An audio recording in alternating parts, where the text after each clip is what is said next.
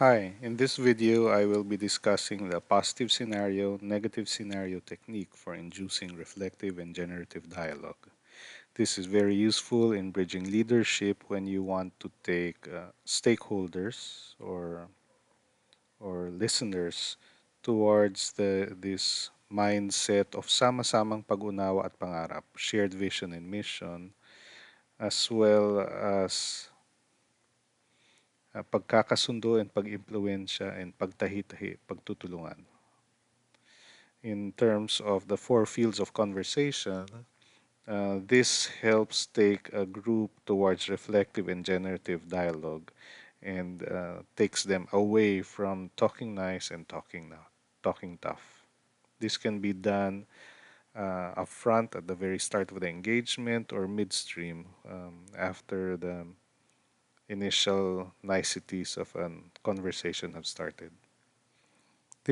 Technique is almost direct derivative from the Kahane technique of transformative scenario planning. In his technique in this book, he describes doing this in four quadrants, and therefore there are four scenarios. This uses just the positive and negative scenario, and it simplifies things.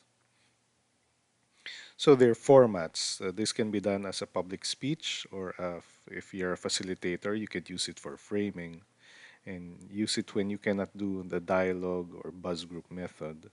And you can do this to weave the, the scenarios into the broader storyline of the activity or of the day, if it's a workshop or a training seminar. You can also do this as buzz groups or small groups discussion. If you have a big group and you have plenty of time, 60 to 90 minutes, then you can do this. You can take out sheets of manila paper and get them to draw the scenarios. Step one, sense the positive scenarios. Listen to the conversations. This can begin as early as during the coffee before the activity starts. Just listen and for cues of what people are talking about.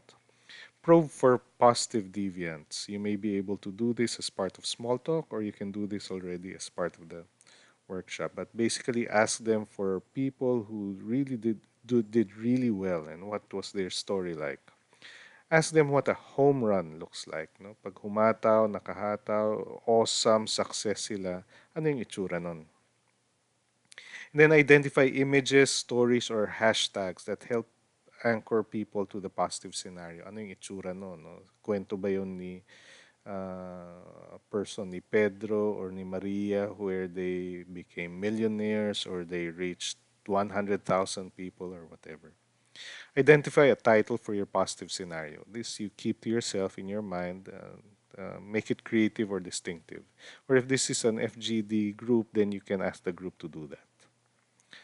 Number two, sense the negative scenarios. Okay, so you also do the listen to the conversations, probe for negative deviants and failures. Ask them, what does miserable failure look like? Ano yung itsura ng palpak na palpak? Ano yung causes? Bakit bakit pumalpak, no? And ano yung kinalaman ng leadership dito? You can ask those. Identify images, stories, hashtags para mas mapanghawakan nila. They can name these negative scenarios. Okay? And then identify a title for the scenario. Step 3, give the scenarios a title. Okay? Um, Giving a title allows people to name it and make it more concrete. And then the titles also highlight the contrast between positive and negative scenarios. And then step 4, tell the story. Either the story gets told through the buzz group, small groups, or if you are a facilitator, you tell the story. No? If it's part of an ongoing dialogue, then as facilitator, you weave it in. No? Babalik-balikan mo para tumingkad, no? At yung storylines na dalawang yun.